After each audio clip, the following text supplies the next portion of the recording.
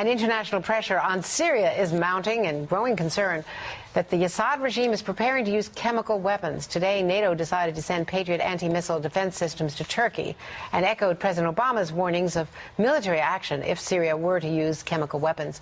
Joining me now is former Middle East peace negotiator Aaron David Miller, Vice President for the New Initiatives at the Woodrow Wilson Center. Aaron, thanks very much. First of all, the Pentagon is saying that there is no evidence that they've actually taken steps, but they made some moves, according to American intelligence and other intelligence agencies, that were worrying. And so these warnings came from Hillary Clinton, from President Obama, now from NATO. What do we make of this? And also the fact that Russia has been helpful, according to the White House, very helpful in trying to persuade Syria that this is a red line Syria should not cross.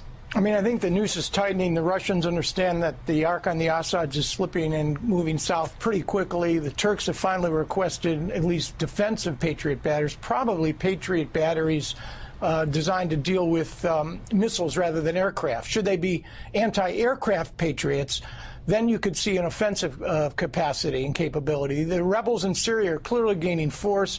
Maybe there's a little more coherence to their opposition.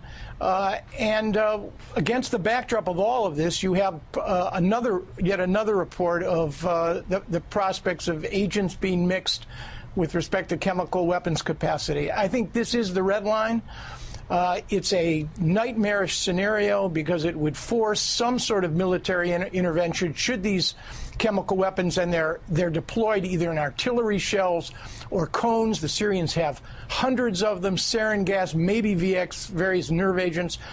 The United States and or NATO would have to intercede either from the air to destroy these things, or through special forces operations, or worse, more troops on the ground in order to secure them. It's a nightmarish Orwellian prospect, and would be an even more tragic phase in what has already become a nightmarish conflict in Syria.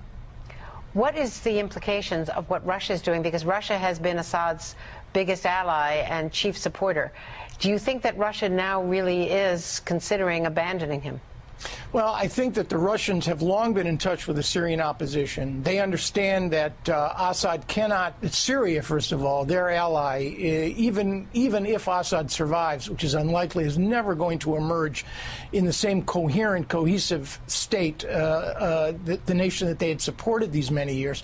They're, I think, beginning to understand that their assets, their interests, their influence on the ground in Syria would be much better protected if they began to hedge their bets.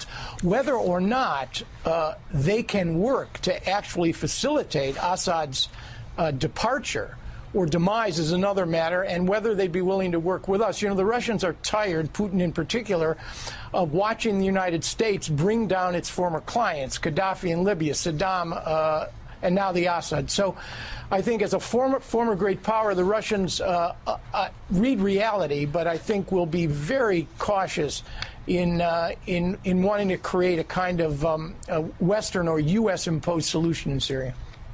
Thank you so much, Aaron David Miller.